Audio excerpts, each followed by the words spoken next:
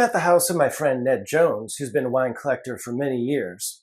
Tonight, Ned has graciously agreed to open this 6-liter bottle of 2004 Schaefer Hillside Select and share it with us.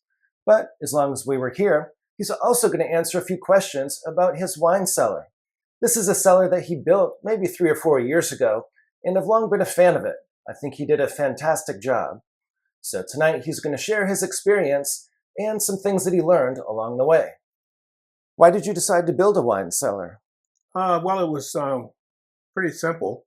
We wanted to make sure the wine was close to us. And in order to do that, we decided to put this on the first floor of the home. At the time, were you building a new house? Yes, we were, matter of fact. So it gave us some leverage as far as how to put it together. All was done, though, after the house was finished. So the wine cellar came in at the very end of the process? Yes, it did. Took us about 3 weeks, 3.5 weeks to finish it before we actually were able to move in.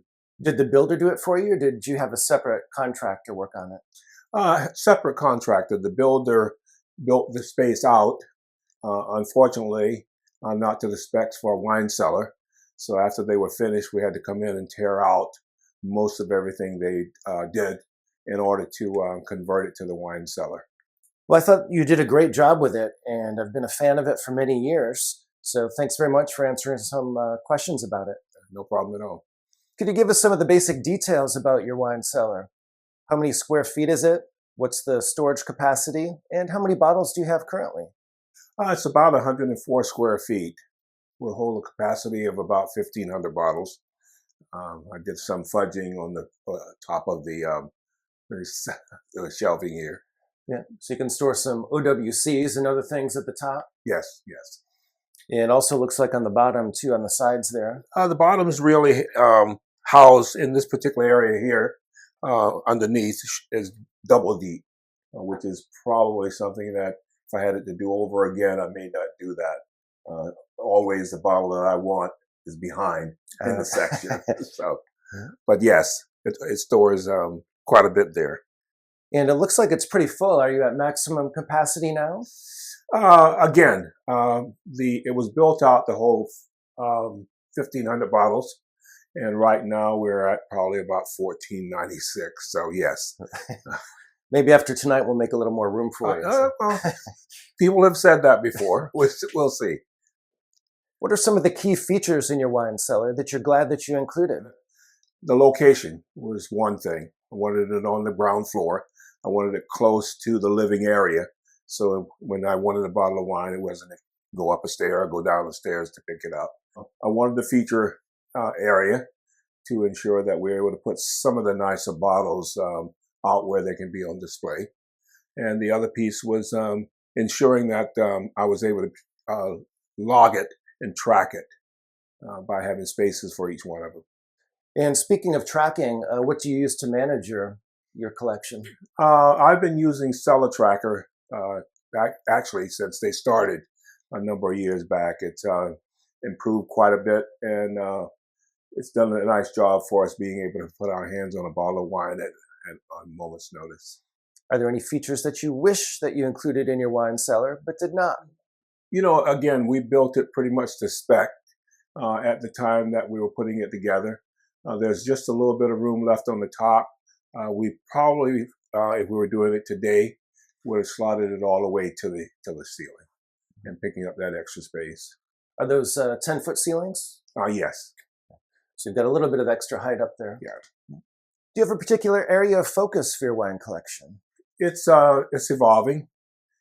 Initially, it was California. Did a lot of buying in California initially because I didn't know much about wine when I started collecting. So I really kind of ran up the numbers in California. Over the course of the last 5 or 6 years, we've expanded into Bordeaux, some South Africa wines, and Italians. You actually had a nice trip to South Africa, I understand. Is that Yes. where you developed your attraction to South African wines? It did. Believe it or not, South Africa has some very nice wines. I think they're underrated, but we've been able to pick up some nice jewels there and have enjoyed it quite a bit since we've been back. What are some of your favorite South African producers? Weatherford Estates, yeah. Is it Villafonte? Yes. Okay, great. And that's Stellenbosch? Yes, Stellenbosch, correct. Does your wife have some bottles in here as well? Do you have the space divided up for each of you?